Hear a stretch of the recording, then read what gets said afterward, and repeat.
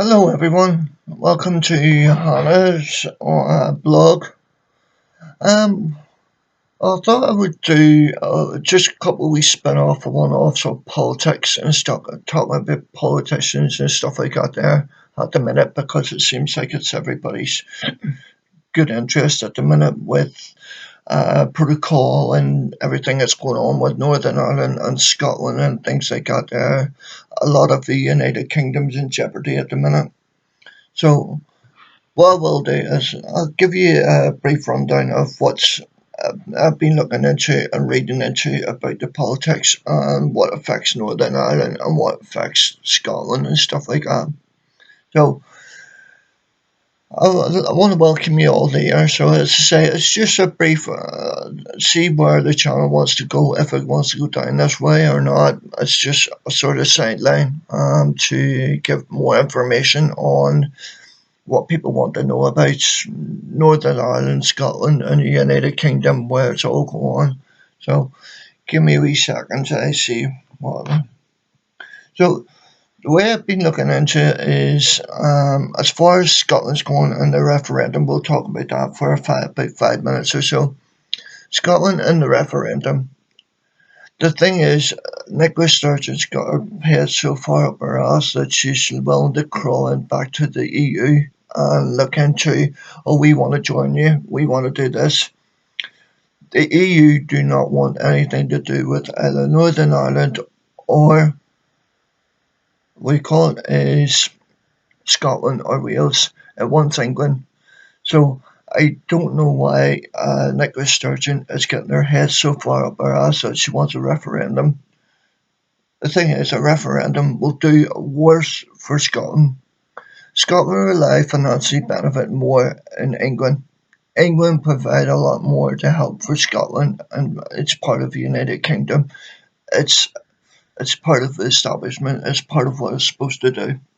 It's the same with England. It provides money for Northern Ireland as well as we provide money for ourselves. That's what the United Kingdom does. It's the same with Wales. And Nicola Sturgeon wants to break that up.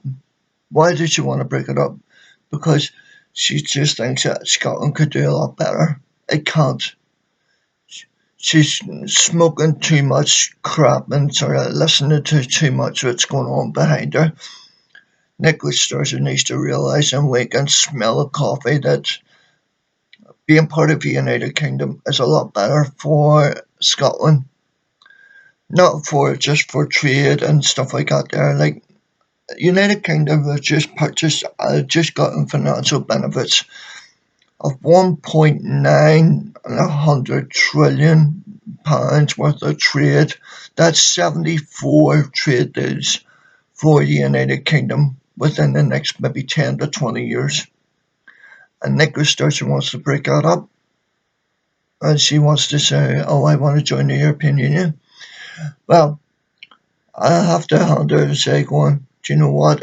If that's the way you want it, you miss out on opportunities, you miss out on the financial benefits that comes with you.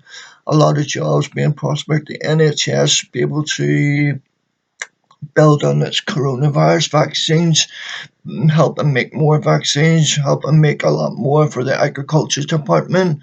Already alone at the minute, coming to the UK, Canada wants to do a trade deal with agriculture. America's maybe looking into it.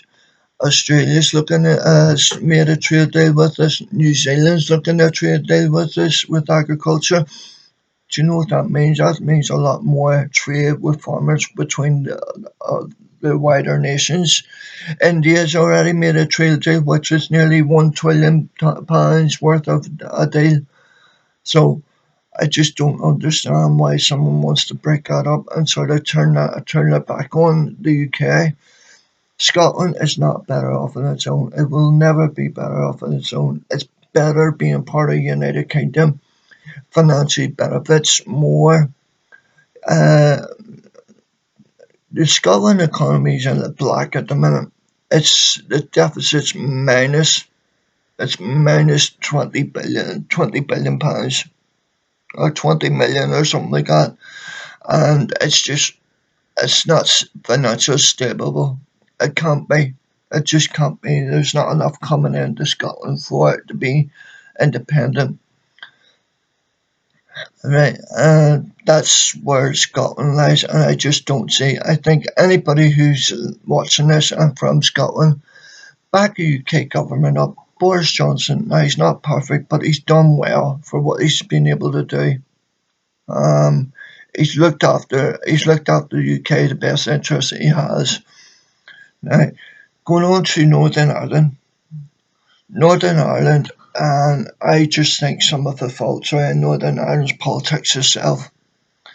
Now, if it was me looking to sort of before the trade deal, before Brexit even happened, what DUP and we should have done is signed a deal that benefits the DUP and being able to establish the DUP and say, right, hold on, this backfires you. We have a deal. We have a signed agreement that this does not happen. But typical DUP, they don't do it. They didn't do it. Why did they not do it? Because they believed on a verbal agreement. Anybody who knows anything about business, you do not do anything on a verbal agreement. You do it on signed agreement. You go to your lawyers. You make sure that everything is done through a signed agreement, and it backfires. You can take it to the county courts. You can take it to the high courts, and it's signed and sealed. That's the way it should have been done. That's the way that Northern Ireland should have been able to prevent a protocol. It should have been able to prevent a backstop.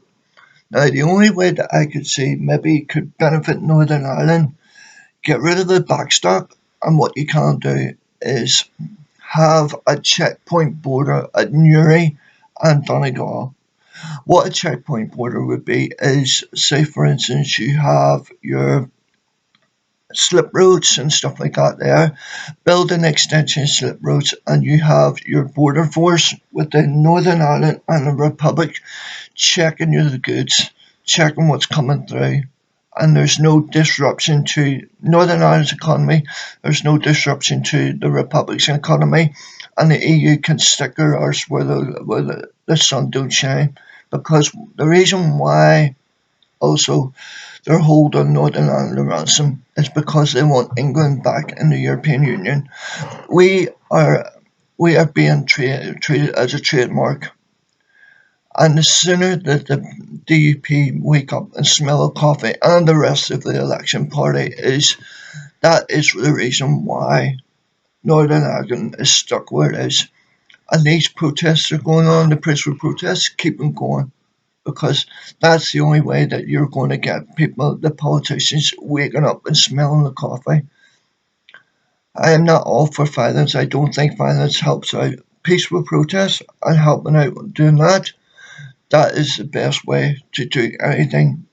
It's within our laws, within the British government laws, we are allowed to hold a peaceful protest. It's within the establishment, and it's in with our legal rights, and it's within our human rights that we are eligible and we are able to do that.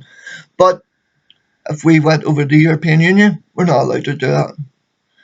Already, there's been hells within the European Union that's no your so-called army. We're not going to have an army. It's going to be a European army. The only way you rely on the British forces and stuff like that, it's not going to be like that.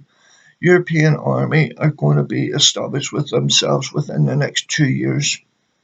And that means anybody who's involved within the European Union, they're not going to be established with NATO. NATO is not going to be established with itself within Northern Ireland and the rest of the UK. So that means Scotland as well. It means Wales and all that, and England. NATO is not going to be a function anymore. It's going to be a European army. It means it's going to have to establish itself under European rules and European government. That's the way that things are going to go. Now, I've gone on long enough. Hopefully, it hopefully gives you a wee bit of a brief detail on what Northern Ireland needs to do for itself. DUP need to step up a gear and move in and say, right, here's ideas what we have, and speak to the European Commissions and say, this is the way we want to do it. Speak to Boris Johnson, say to him what we can see where the light at the end of the tunnel. Get rid of the protocol. The only way that you are going to get rid of the protocol is if you stand firm. Be peaceful in your protests if you are doing them. Look after yourself. Do not cause any harm to anybody. The more harm you give to anybody else, it gives you a bad name, especially if kids and all are involved. You've got to look towards your future. So please look after yourself. As I say, if you want to join the channel and subscribe, please do. Look after yourselves and enjoy the rest of your Sunday afternoon. Thank you. All the best.